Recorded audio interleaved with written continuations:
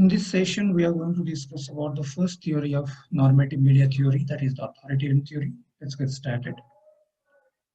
Authoritarian theory describes that all forms of communication are under the control of the governing elite or authorities or influential bureaucrats. So these are largely the group of people who kind of hold on to the control of every form of communication that exists in the society. That the governing elites, who are the governing elites? Those people, the politicians or the MLAs or MPs, or the senators for that matter, or the authorities, people who are the IAS, IPS, or influential bureaucrats. Right? So these are the people who somehow hold on to the control of all forms of communication as far as authoritarian theory is concerned. Authoritarians are necessary to control the media to protect and prevent the people from national traits through any form of communication, information or news.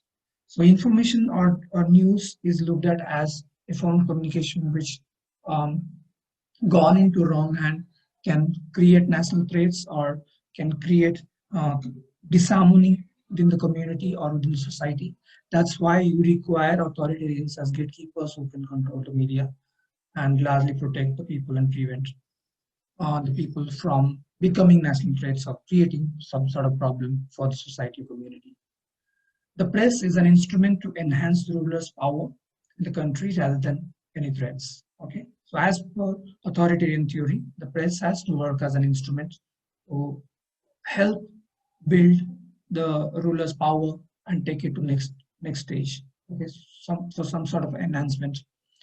The authorities have all rights to permit any media and control it by providing license to the media and make certain censorship. Okay, so once you start governing the media, once you start having hold on the media, then what you could do is you can provide license to any media house whom you want, and in turn they are going to create favorable atmosphere for the organization or the individuals to operate howsoever they want to operate. So in any kind of controlling, any kind of gatekeeping, any kind of information sharing can be done at the whims and fancies of the individuals and authorities. And they can also go on to make any kind of censorship through those media houses and create and hold on to information that they don't want to share. So these are the larger possibilities that authoritarian media or authoritarian theory-based media can possibly do. If any media violates the government policies against license, then the authority has all right to cancel the license and revoke it. The government have all right to restrict any sensitive issues from press to maintaining peace and security of the nation. So the government or the institutions or organizations or authorities are holding, the control of media houses. Then if any media houses that go against the ideological framework or the ideologies or point of view of that establishment or authority, the authority can cancel the license or revoke it whenever they want. So your work as an independent media organization might not be possible at the first place. And the government, in the garb of restricting the people to indulge in any kind of disruptive activities or to maintain peace and security of the nation, tries to hide information which is sensitive in nature, which can create some kind of, public outrage or could lead to protest or could lead to any kind of untoward situations in the society. So government can do so. Then censorship. It is suppression of any communication which may consider as harmful to the people, king, government, and its nation.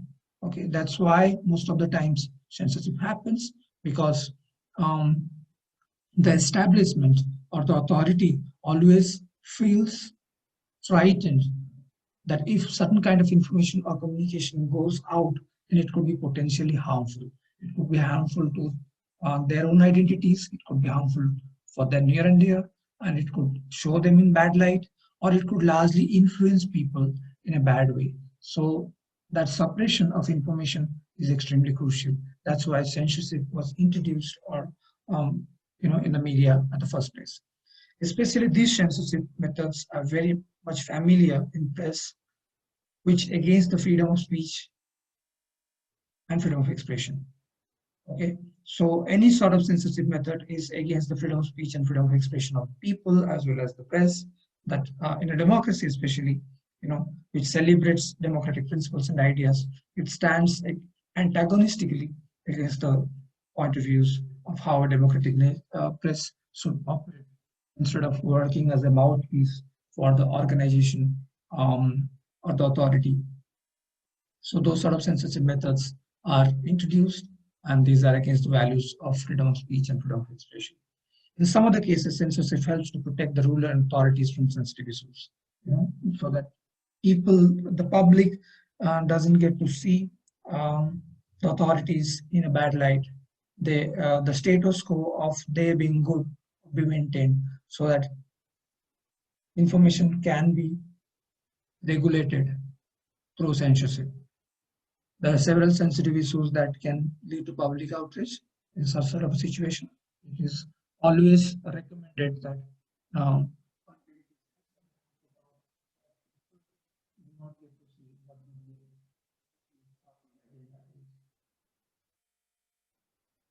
there are different types of censors. Okay, first one is political censor, second one is moral, third one is religious, fourth one is military, fifth one is corporate.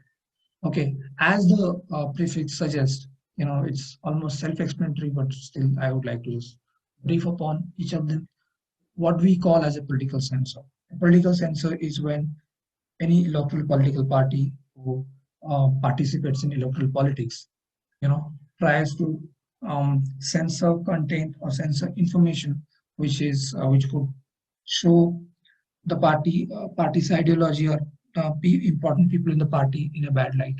So they would try to curb that information from reaching out to the public for practical purpose, that they want to remain popular, or they want to pronounce their establishment over people.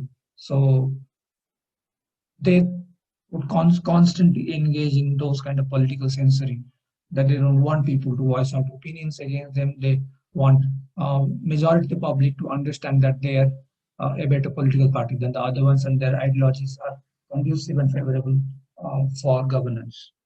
Second one is moral censor. Moral censors are established around families largely, or handful of communities who believe that XYG things are ideal in nature. They try to build some sort of a mythical moral censorship around it, that we don't want to share information regarding things which are blasphemous, or a moral and religious censors work more or less in a certain context, that you can't speak things which are necessarily problematic as far as a religion is concerned. There are certain religions who prohibits some kind of actions or exercises of certain kind of actions. So those things are not allowed. So information is censored accordingly. Then military censor, any kind of information that could lead to issue at national security, or could be in turn be problematic for the security of the country. That information is censored by the military as well as the government, and they have full support in that case, the government. The last one is corporate censor. They don't want to leak out information to rival companies or competitive organizations. So corporate censorship are established so as to curb information or from being leaked information that could, alter financial situations of the country in a bad way. So they want to hold on to those stories and try to keep them within the company. Okay, here is an illustration of how political censors worked back in the day. So there are two images, as you can see. In the right image, in the left image, you can see there's this gentleman who is Alongside Stalin in the center is Stalin, okay, who was a dictator, and adjacent to Stalin to the right is Nikolai Yakov, who was removed for this photo in this photograph from this photograph, which you see in the right side after he was shot dead in 1940, and he was because he would rebel against Stalin, and Stalin didn't want those sort of things to go out. So this type of censorship which happened, and this was published in the newspaper later on by removing this image. So this type of political censorship was common during Stalin's regime. Okay, let's look at examples of authoritarian theory. Here, a journalist or any media person should not have the right to comment, discriminate, or stand against the government. So anything that is anti-establishment, anything that is anti-dispensation is not entertained in the first place. So a journalist or any media person doesn't have any kind of a right to discriminate or stand against the government. Sometimes an authority gives considerable freedom to minority thoughts and cultural issues to promote them if it doesn't make any threat to authority or ruler. So as long as it's kind of favoring them, as long as it's kind of not creating any kind of issues for the establishment or the ruler, they would continue to do so. And they, in order to please the minorities, in order to kind of show that they are respecting the thoughts of the minorities, um, and there's a certain amount of cultural values they tend to associate with the minority communities, they go on to permit certain amount of freedom that is non-problematic for them. Then king is the authority. Okay, in monarchy, in those kind of establishments, king is the authority who has all the control to the communication. No one can question against the king. Even if you have, then you would possibly be thrown into jail or you might be killed. And this sort of an autocratic setup, is problematic. But this is how authoritarian theory offers a logical argument to how in a setup which is where kings are the rulers, then they must have all sort of control over the communication process. The French king Louis XIV was concentrated in his person, parliamentary, lawmaking, and judicial power. He was authority of Supreme Court as well as he can condemn a man to death penalty without the rights to appeal. This is something that you would witness from time to time, and there's so many stories that you would come across. So these are examples of authoritarian theory. Then dictatorship during the World War II, Hitler and Mussolini are the two major authorities who controlled the press in Germany and Italy, respectively. Hitler was in Germany and Mussolini was in Italy, and they controlled the press because they were the major authorities. Press was under the control of the authority, and no press can question against or publish against these two dictators. Okay, so under dictatorship regime, this is what happens: that you cannot challenge the status quo, you cannot challenge the ideology, or you cannot challenge the action of the dictator. If you do so, then there is a possibility that your license might get cancelled and you might land up in jail, serving on sedition charges. Then few countries blocked WikiLeaks website from its country to maintain the internal security because the WikiLeaks are not ready to compromise with government censorship and utilizing classified documents against the government. And this is why WikiLeaks was born in the first place, that they could internally aware all the information that is required for the public to become aware about everything that is happening across the world, and especially with capitalistic regimes or bigger authoritarian countries like America or UK. So those sites were constantly blocked because the establishment would never want the public to know what would be the internal issue with the establishment. They would never want those sort of information to compromise the value people have as far as a particular authority is concerned.